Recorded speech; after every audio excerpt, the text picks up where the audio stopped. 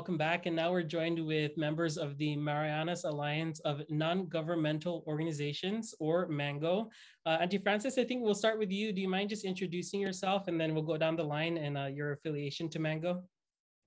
Yes, thank you, Thomas. I'm Frances Savon. I'm the executive director for MANGO, one of the founding mothers for the organization. And I'll go into the history later. Hi, good morning.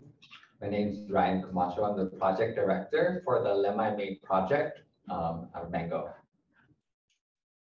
Good morning. My name is Angelica Narvaez, and I'm the program assistant for MANGO. Hi, I'm Shauna Babakta. I'm the training manager here at MANGO. All right, thank you all for joining us. Really appreciate you taking time out of your day.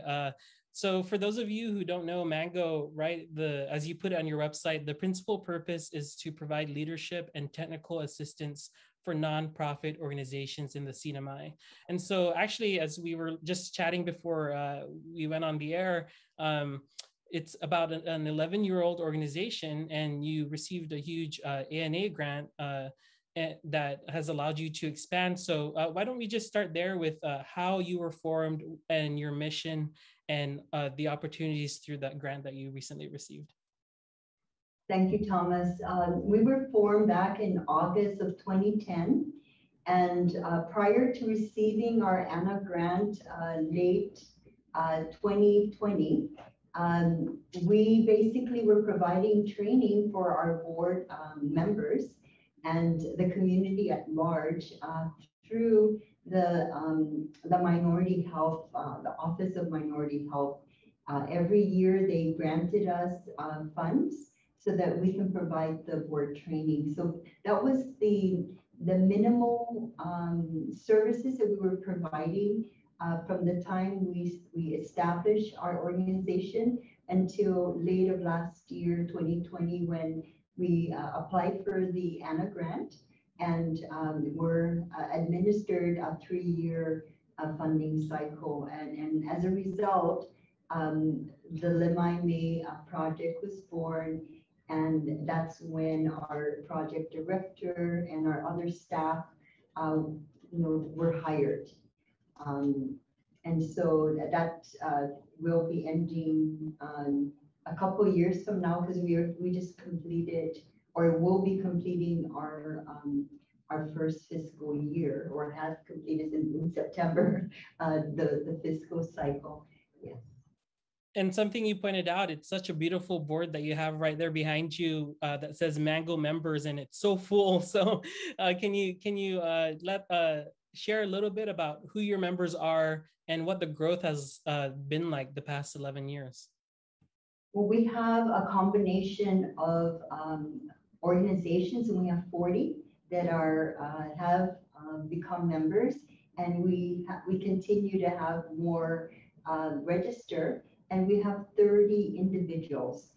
Those that don't necessarily have an organization that they're affiliated with, or are thinking of forming their own organization, and that's where the Lemai May project comes in, where we assist those individual members who want to form an organization, or we assist those that have just started and need more assistance, especially in applying for the 501c3, for instance. If they wanted to avail of some of the federal funds, that is one of the minimum requirements. So that's some of the services that we provide.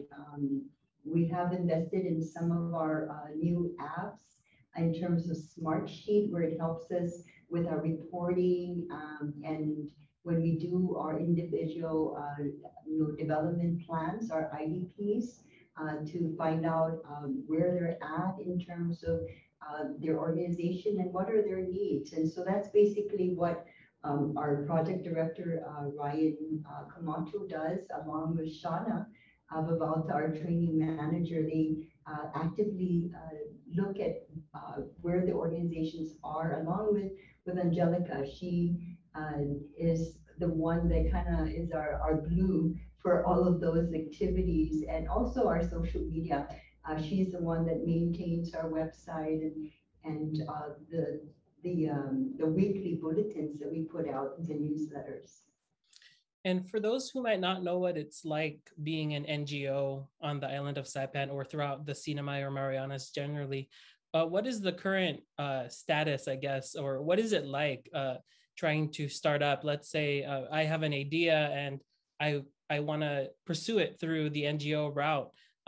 Is it easy to do in the Sinamay? Or, I mean, that's the whole purpose of Mango, right, is to assist. But what is the current state of, I guess, affairs of being an NGO in the Sinamay? And I'll yield to Ryan because he's the one that's been actively assisting our organizations with that. Ryan, can you answer that question? Good morning. It's really a simple process. I think what happens is the information is not laid out or publicized as frequently. So we've created this step-by-step guide to really help the individual or the organization go through those steps. So it's relatively easy, and for those, that it may seem daunting because there's so many steps, but it's really pretty simple to go through.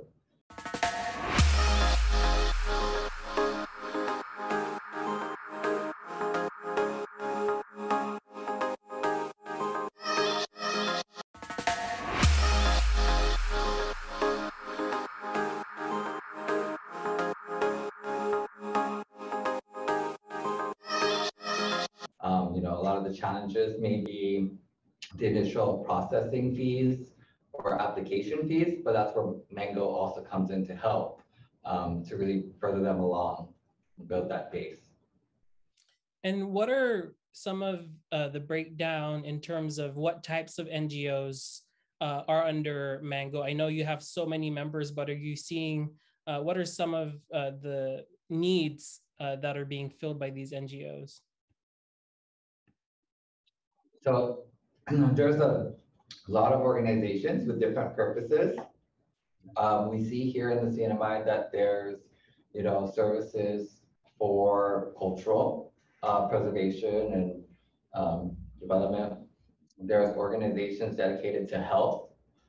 So whether it be nutrition or activity or substance abuse, along those lines. And you can also see environmental causes. So you have engineering projects that go underway. You have environmental cleanups and other kinds. So there really is a broad spectrum, but at the end of the day, these are services that are maybe lacking in other areas that's not necessarily provided for in the private sector or in government. So it's really filling in the gaps, and that's where the nonprofits serve a vital role in the community, filling in those gaps. I wanted to open up to those who might not have spoken to maybe talk about why you think this service, this alliance is so critical to have in the CNMI. Especially in the time of COVID-19, we've seen the roles that NGOs can play in our community to provide the needs that you just talked about. So why is it so critical that Mango continues its services?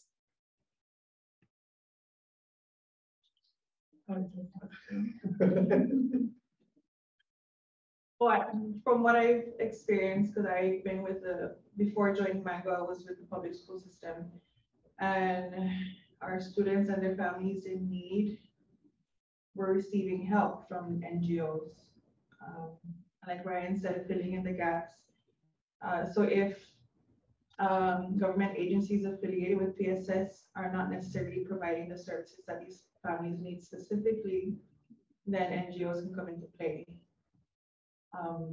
So seeing that help that these people need, I think that's one of the main reasons why NGOs should be thriving here especially.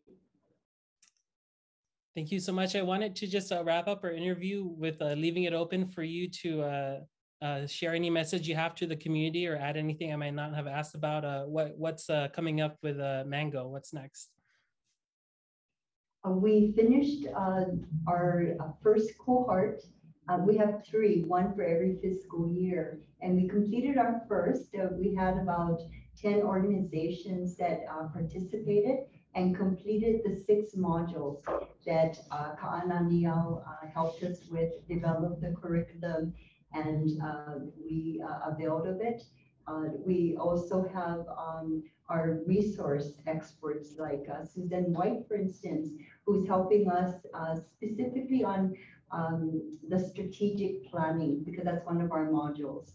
And for those who are applying for ANA, for instance, or other major funding source, they need their strategic planning in place. And so those are some of the modules that we have already trained 10 organizations with. Noshana, as our training manager, is coming up with a schedule for the 2nd cohort, and hopefully we'll have 10 organizations again lined up to partake of that. And then on our last year and our 3rd year, we would have another set of cohort. But for those organizations who have not been able to avail of the cohorts for whatever reason, we open up the community training also on each of those 6 modules. So we've already completed 3, and we are scheduling for the remaining 3 before the end of this calendar year. And Auntie Frances, how can folks get in touch with you if they want to collaborate and brainstorm and or even support Mango? How can folks reach out? They can reach out to us through our website. We also have a registration form there if they wanted to become a member. They can also call us at 670-233-6200. Or we do have emails that we do share, whether it's fsablon@mangocinamai.org. I haven't really memorized it. And the same thing with Ryan R. Camacho or A. Narvaez or S. Babauta at mangocinamai.org, right? Which is simple, info@mangocnmi.org. That generally goes out to all of us here so that you can get the proper response. Yes. Or appropriate response. All right, Ken, thank you enough again for your time. And again, that website is mangocnmi.org. Thank you all for joining us. Really appreciate it. Thank you, Thank you, Thomas.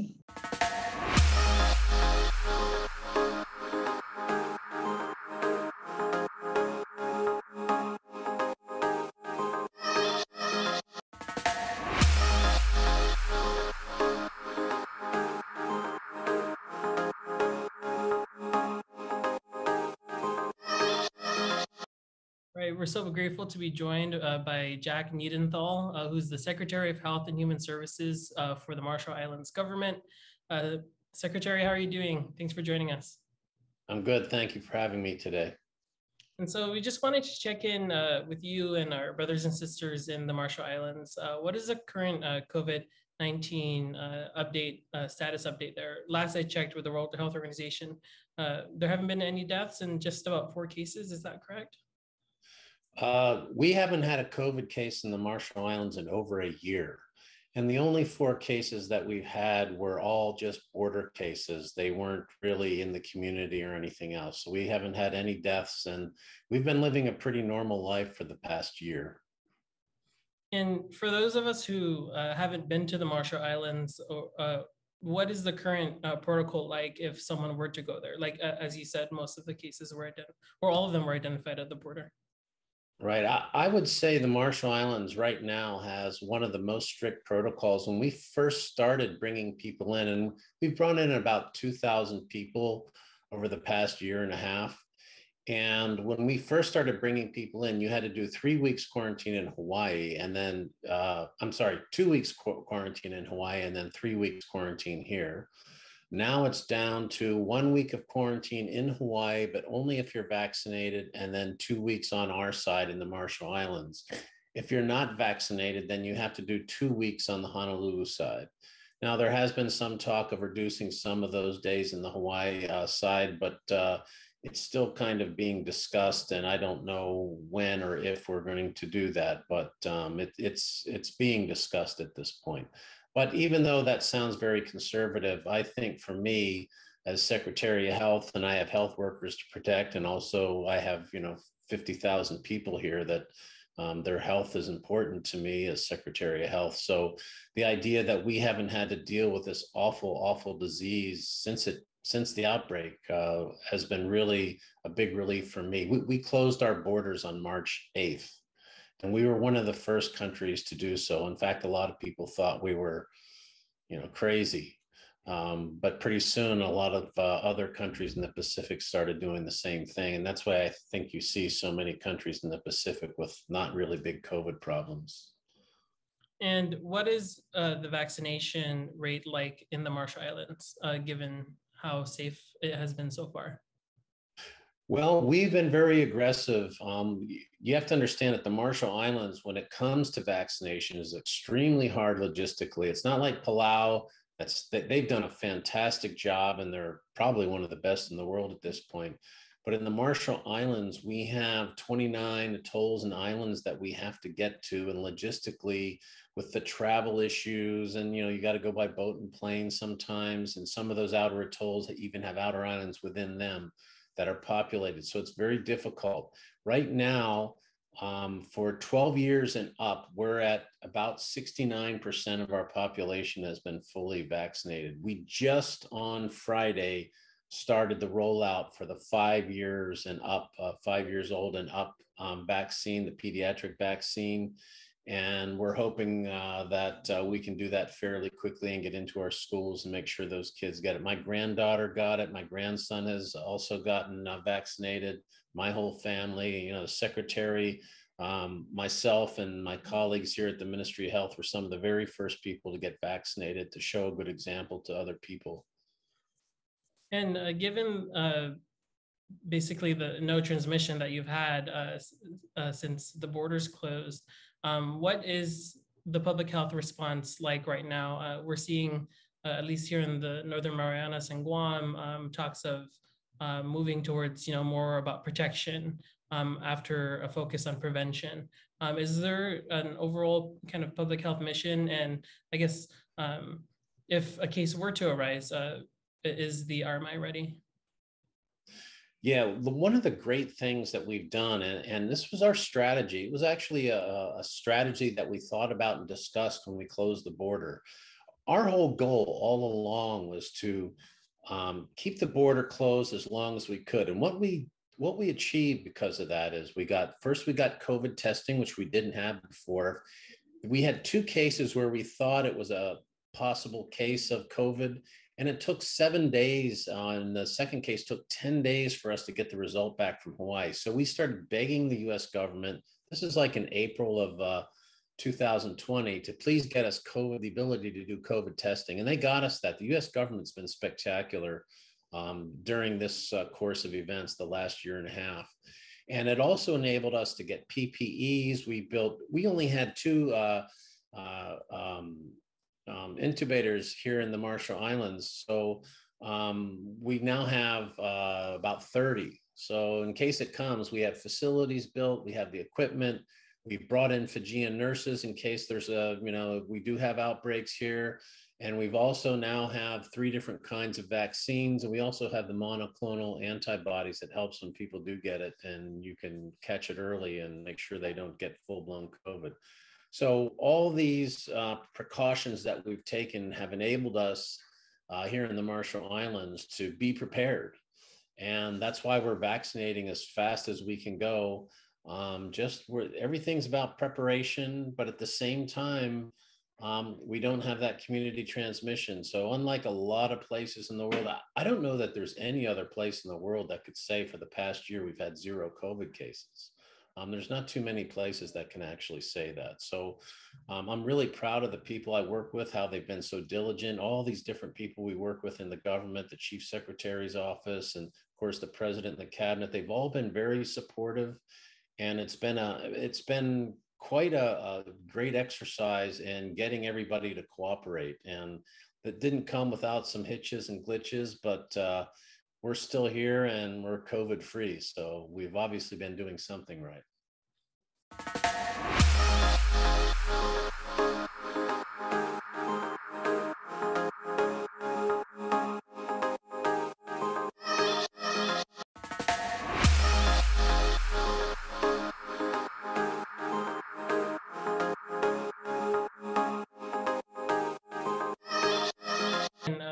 to ask you about mandates. Are any sort of mandates in place in the RMI at all? Well, whether that's a mask mandate, a vaccine mandate. I know each even branch of government might deal with that differently, but what's the update on that? Yeah, we've never had to wear masks here, so there's no such thing as a mask mandate. In fact, when we post pictures on Facebook, I often get a comment like, "Hey, how come you guys aren't wearing masks? And there's a big crowd of people there. You're in an auditorium or something." It's like, we don't have COVID here. We don't have to worry about that. The one mandate we are looking at is I worked on a little bit today, is the possibility of making the kids, when they go to school, mandated that they have to get vaccinated for COVID. We have a mandate if you come into the Marshall Islands on our repat trips and want to come to Madro here, you have to be vaccinated. So we don't take kids at this point here in Madro. The other quarantine center we have is up on Kwajalein. It's the U.S. military base up there, and they've been taking kids. So, but right now we're mandating that people be vaccinated before they come. And we're talking about doing, now that we have the pediatric vaccines that are 5 years and up, that we're talking about making that a mandate to come in here also. So those are the only real mandates we have. And we have very strict protocols for coming in, whether it be by ship or plane, or we don't allow yachts to come in, and haven't for over a year. So we've been very strict with all of our protocols here. And here in the Northern Marianas, we're in the comment period for the vaccine mandate for children, and we're seeing a split on parents pro or against. What is your sense of the community's sentiment on that? Well, yeah, that's a really tough hurdle for a lot of parents when you think about vaccines. But when you really look at the history of vaccines, when there was polio and a lot of these other diseases, measles, when it was made mandatory, they pretty much came close to wiping those diseases out. And the only way to fight COVID, really, if it gets into your community, is by these vaccinated people who are vaccinated, as we all know, don't get as sick. So that's been really critical. And I think, I just wish people could buy into it. That's why I said, I had some fellow NDC members, our National Disaster Committee members, come in and get their kids vaccinated. The chief secretary had her daughter vaccinated. And so we're trying to provide examples for people. Look, we're telling you to get vaccinated, but we're also doing it ourselves with our kids and grandkids because it's important. So I just wish that people, and I know there's so much disinformation out there on Facebook and other places. It's really kind of sad to watch. A lot of just horrible stuff that people are posting, and I think it's just a manifestation of the age we're in with social media. So I just hope, I think the only way to defeat this disease, and I keep saying it to people here, is vaccinate, vaccinate, vaccinate. That's what it's all about. And Secretary, as we just wrap up here, I wanted to ask you if you had a message, I guess, to the rest of the Pacific region, given the success that you've had in the Marshall Islands, or just any message you might want to share with our island brothers and sisters. Yeah, I'm extremely proud of the people I work with here. And I can tell you that in the early days of this outbreak, the secretaries of health was in Livingston and the FSM, and people like Gafar, who's the incident commander in Palau. We really appealed strongly to the US government and the CDC to help us, just like they would help any state in the US. And they came through, and we had our vaccines at the end of December, like Guam did. We're part of that group. There's a call every week with CDC. I really am looking forward to the day when we can all be together in one room, because I just want to give these people a big hug. It's just been such an incredible experience working with other people in Micronesia and in the Pacific throughout this ordeal. And and we're all under the same pressure, whether you have COVID in your country or not. So I really admire the people of the Pacific and the way they've handled this crisis. It's better than most places in the world. So, especially in Micronesia here. So, my hat is just off to those people. And you know, since I've been Secretary of Health, we've been 29 months into a state of health emergency, because before COVID even came, we had an outbreak of dengue. We had over 4,000 cases, and that state of health emergency never ended, because we just went right into COVID. That was one of the main reasons why we closed the border. We didn't want two diseases at once. So really appreciate everything everyone's done here in the Pacific. It's really been an amazing experience for me. All right, Secretary, thank you so much for joining us, and we hope to keep in touch. Okay, thank you, Thomas.